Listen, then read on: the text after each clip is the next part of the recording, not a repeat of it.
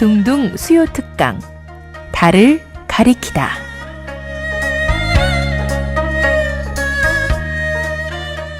매주 수요일 코너입니다. 달을 가리키다.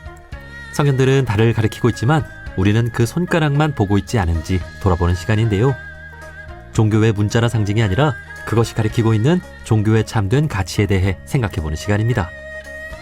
사찰음식이 국가무형유산으로 지정 예고됐습니다.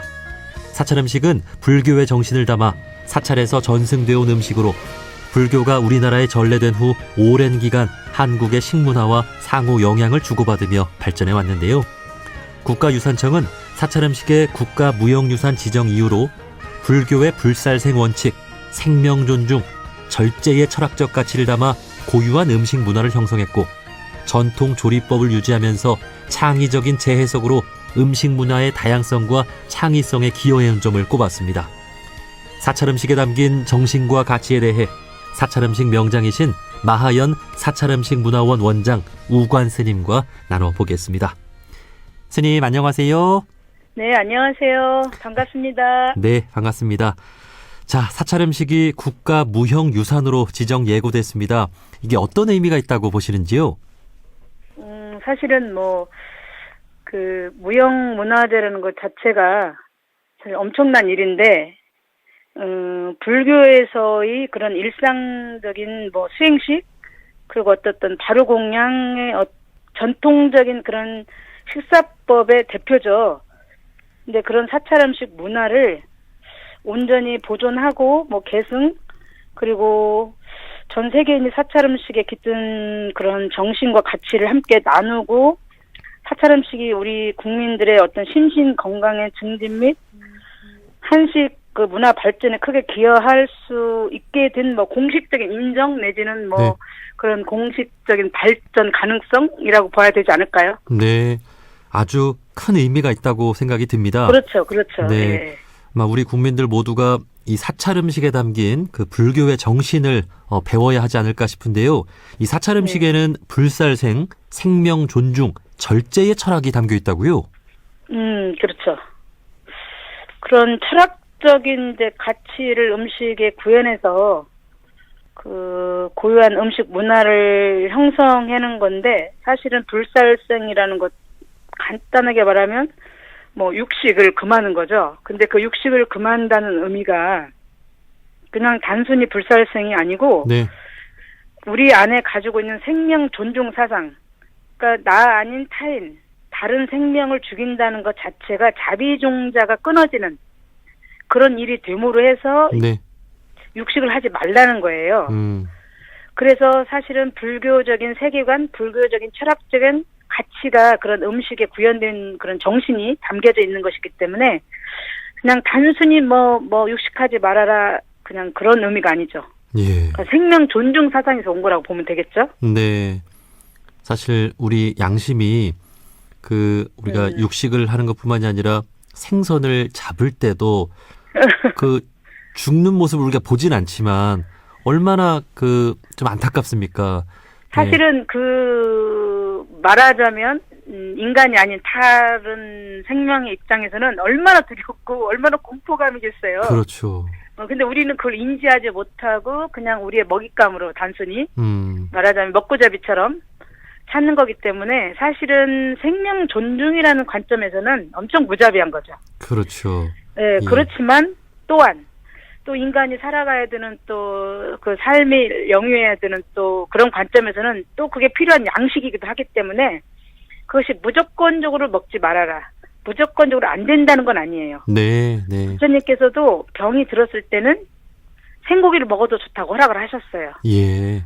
그런데 이제 먹고잡이처럼 먹어서는 안 된다는 것. 그게 이제 참 조화롭게 이루어져야 되죠. 네. 네, 그게 어렵죠. 네. 사실 생명을 먹어야 사는 것이 진리이잖아요. 예. 그럼에도 불교에서는 이 무생명의 고통과 또 죽음에 대해서 그러한 어떤 연민의 또 자비의 그런 마음이 있다라는 것이 우리가 요즘 또 배워야 되지 않을까 싶습니다. 그렇죠. 예. 그러면은 맞아요. 지금 세상은 또 너무나 탐욕으로 찌들고 너무 무자비하고 하기 때문에 이 불교의 불교에서 보여주는 그런 자비정신, 생명 존중은 사실 엄청나게 가치가 있다고 봐야 되죠. 그리고 예. 우리가 그거를 조금 쫓아서 간다는 거는 또 인격을 갖추는 일이라고 생각을 하고요. 그렇죠. 네. 지금 사실 고깃집이 없는 곳이 없잖아요. 이렇게 이 고기가 어떻게 왔는가 그 대량으로 축산업을 하는 그리고 도축을 하는 그런 과정을 생각해 본다면 우리가 좀 육식을 줄여나갈 필요도 있을 것 같습니다. 네네. 자, 그러면 사찰 음식이라는 게 메뉴가 딱 이게 사찰 음식이다 이렇게 정해져 있는 건가요? 아니, 그렇진 않아요. 그러니까 어떤 메뉴라는 게 딱히 정해져 있다라고 그런 제한을 두는 것이 아니고 이제 불자, 소위 불교를 좋아하고 따르는 사람들이 절에 올 때 어떤 공약물을 올리잖아요. 네. 그러면 그 모든 공약물이 식재료가 될 수가 있죠.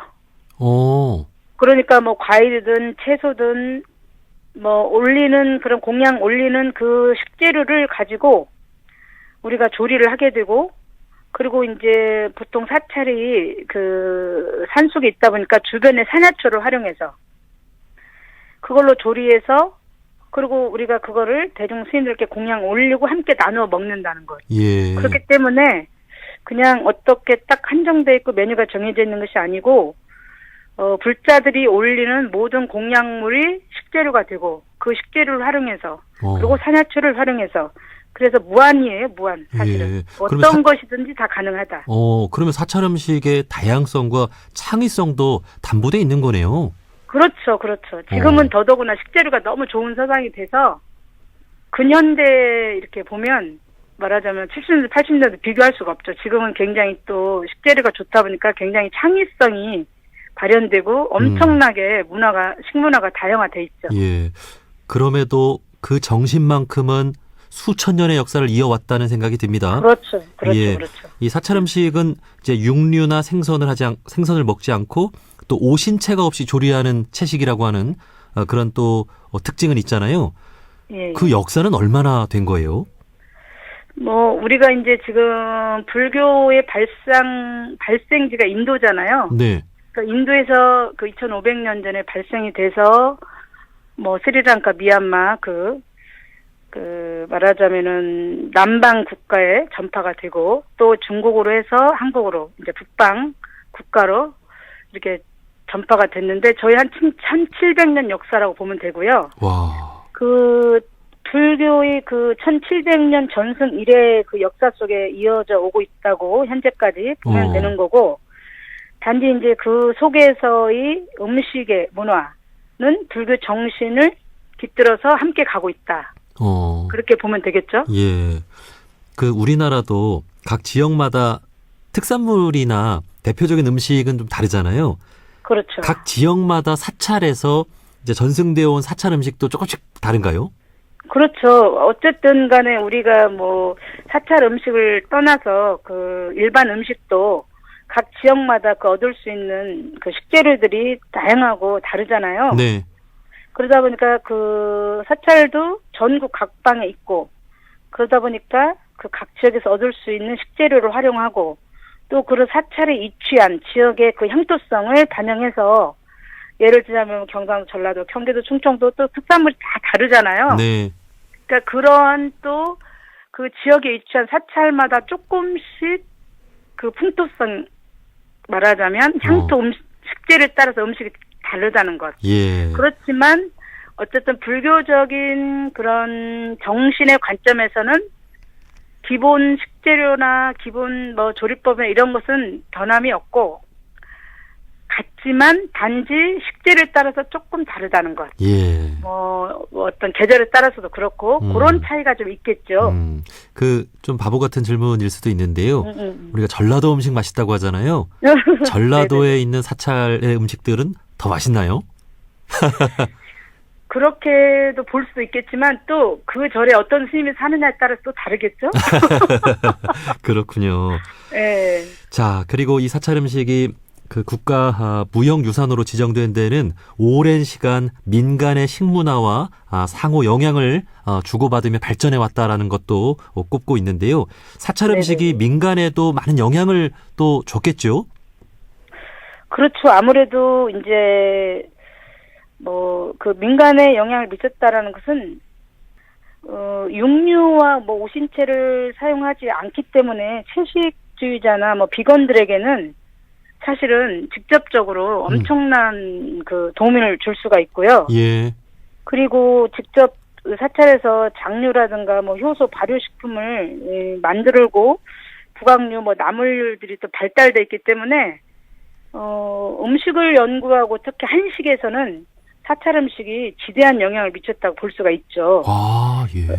그렇죠. 그러다 보니까 또 일반인들이 지금 현재로 지금 살고 있는 사람들은 다양한 그런 뭐 음식을 찾아서 뭐라고 그러나 식여행 뭐라고 그러죠? 그런 거를 네. 뭐 그런 것도 다니잖아요. 네. 뭐 식객 여행 뭐 그런 거 있잖아요. 그렇죠. 그런 것처럼 사실은 사찰에 그런 뭐 나물류나 이렇게 발효 장류들이 그렇게 발달돼 있다 보니까 더러 그렇게 그 비건이나 특히 체육자들이 엄청나게 그런 걸 찾아서 직접 배우러 오기도 하고 또 맛보려고 오고 그런 것들이 많은 것 같아요. 네. 우리가 휴식을 취하러 사찰에 이렇게 많은 분들이 가잖아요. 그러면 네네네. 그 근처에 있는 이제 비빔밥집이나 이렇게 전 하나 시켜놓고 이렇게 먹는데 사찰 음식 전문점들도 좀 사찰 근처에 좀 있었으면 좋겠어요. 그렇죠. 예. 이제 실질적으로 그런 것들이 뭐 다양화되면 좋은데 또 어떻게 보면 비즈니스적인 관점이라 쉽지는 아하. 않은 것 같아요. 그렇죠, 그렇죠. 네. 네.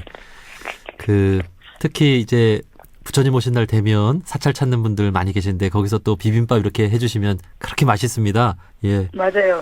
뭐가 들어가지 않아도 그냥 맛있죠. 네. 오늘 이렇게 귀한 시간 내주셔서 인터뷰를 좀 해주고 계시는데요. 사찰 네. 음식 좀 하나만 좀 배워봤으면 좋겠는데요. 좀 우리가 집에서 쉽게 해볼 수 있는 사찰 음식 메뉴 하나만 좀 소개해 주시면 어떠세요?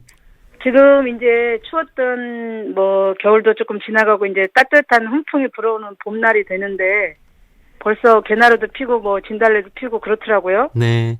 그래서 조금 바람이 잦아들고 지금 뭐 여러 가지로 현실적으로 어려운 지금 상황이 됐죠. 그래서 뭐 우리가 먹는 얘기를 하는 얘기가 조금 송구하기도 하지만 예. 또 먹고 사는 일이어야 되기 때문에 어쨌든 지금 봄나물이 좀 많이 나오고 있어요. 네. 봄나물이 뭐 취나물, 뭐 참나물, 방풍나물 이렇게 많이 나오거든요. 그걸 말하자면 활용해서 만들 수 있는 유부 초밥을 한번 그게 이제 초밥 같은 경우는 쉬 상하지 않기 때문에 어디 장거리 여행 갈 때도 뭐 의식하기 나쁘고 이럴 때 좀 도시락처럼 만들어서 가져가고 그러면 참 좋거든요. 예. 그래서 산나물 유부 초밥을 한번 소개해드려 볼게요. 네. 취나물, 방풍나물, 뭐 참나물 이런 각각 100g 내지는 뭐 50g 그 양에 따라 집안 뭐 3명이나 4명이나 그거 맞춰서 기준에 맞춰서 하시면 될 것 같아요. 네. 그렇게 하고 쌀은 한 컵 정도 밥을 지어서 각각의 나물들을 조금 살짝 데쳐서 들기름고 참깨가루 고운 소금 해서 나물 양념을 좀 해가지고서 그거는 좀 각각 묻혀서 잘게 다지듯이 조금 이렇게 썰어 주셔야 돼요. 예. 왜냐하면 초밥에 들어갈 걸 밥하고 섞일 거기 때문에 밥알처럼 이렇게 잘게 썰어 주시면 되고 유부는 이렇게 튀겨서 나온 거라서 끓는 물에 좀 데쳐서 2번 정도 한 번 하면 또 기름기가 많이 아직 덜 제거됐기 때문에 한 번 삶아서 다시 2번 삶아서 조금 물에 헹궈서 기름기를 좀 제거한 상태에서 단촛물이라고 해서 식초에 조금 설탕을 조금 요즘엔 뭐 또 당뇨 당뇨 환자들이 많으니까 설탕은 조금 덜 넣고 식초를 조금 넣어서 유부를 조금 재워둬요. 네. 그 단촛물에다가 그렇게 한 상태에서 밥을 지어서 밥하고 나물을 이제 고루고루 섞어주는 거예요. 네. 그렇게 해서 조금 신맛을 좋아하는 사람은 식초를 조금 더 넣어가지고서 그런데 그냥 그 나물 양념으로도 충분하거든요. 예. 그렇게 해서 밥에 이제 그 유부에다 차곡차곡 꼭꼭꼭 눌러서 담으면은 그게 조금 번잡한 것 같지만 그거 하나로도 와. 반찬이 다 해결되는. 예. 그래서 뭐 산나물 유부 초밥이 이 봄날에 가장 어울리는 밥과 반찬을 하나로 들을 수 있는 그런 요리가 되지 않을까 싶네요. 와, 산나물 유부초밥. 이렇게 그 머릿속으로 떠올렸는데, 군침이 돌면서 정말. 굉장히 향기롭게 느껴지죠? 그렇죠. 건강식이기도 하고, 요즘 나들이 준비하는 분들 많이 계실 텐데, 네네. 네, 이렇게 산나물 유부초밥 준비해서 가족들끼리 나들이 다녀오시면 좋겠네요. 자, 네, 여기까지 맞습니다. 말씀 듣겠습니다. 사찰 음식 명장이신 우관 스님과 말씀 나눠봤습니다. 스님, 오늘 말씀 고맙습니다. 네, 다들 건강하시고요. 행복하세요. 네, 고맙습니다.